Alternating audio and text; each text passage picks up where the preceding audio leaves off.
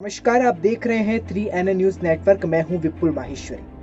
बात बंगाल की, बंगाल के उस रण की जिसमें बीजेपी और टीएमसी के बीच तकरार जारी है। वैसे तो चुनाव अगले साल है, लेकिन उसकी पिक्चर अभी से दिखना शुरू हो गई है। कांग्रेस ने चुनाव में उतरने के लिए एक बार फिर गठबंधन का सहारा लिया है और कांग्रेस और लेफ्ट पार्टी ने गठबंधन करने का ऐलान कर दिया है। लेकिन सवाल यह है कि कितना सही और कितनी जीत या ये कहे कि कितनी पास साबित हो पाएगी कांग्रेस का ये गठबंधन, फेल होगा या फिर पास। इस पर ये रिपोर्ट देखिए।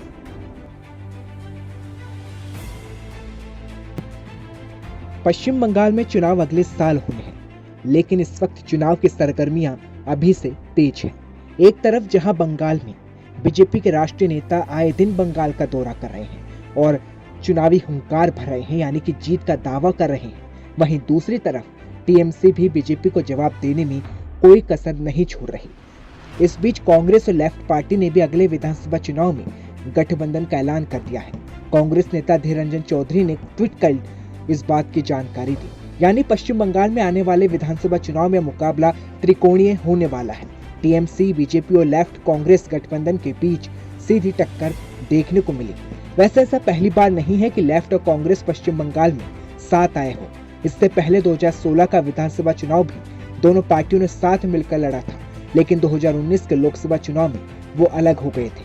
अब 2021 के विधानसभा चुनाव में एक बार फिर से साथ आ रहे हैं। इसलिए दोनों पार्टियों के इस मिलन पर राजनीति और रणनीति दोनों ही अलग रूप में देखने को मिल रही है। बात साल 2011 की करते हैं, जब से तृणमूल कांग्रेस सत्ता में आई है। उसके पहले तक पश्चिम बंगाल को लेफ्ट पार्टी का गढ़ माना जाता था, लेकिन धीरे धीरे उनकी साख ऐसी घटी कि विधानसभा में मुख्य विपक्षी पार्टी भी नहीं रह गई और आज नौबत अस्तित्व बचाने तक आ गई है। बंगाल में फिलहाल कांग्रेस और लेफ्ट मुख्य विपक्षी दल है।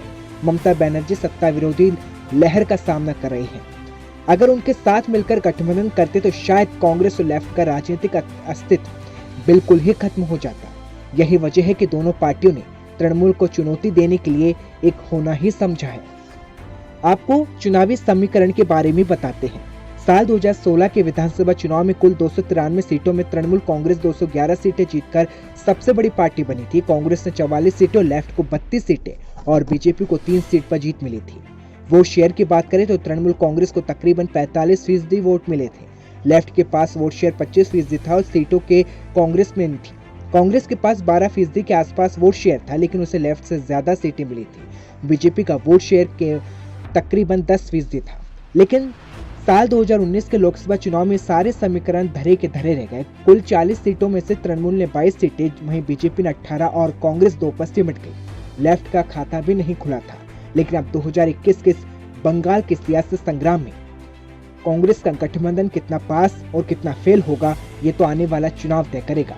लेकिन इस वक्त बंगाल में बीजेपी और टीएमसी के बीच की ये जंग ने ये साबित कर दिया है कि दोनों पार्टियों के बीच इस वक्त बंगाल में बड़ी टक्कर है।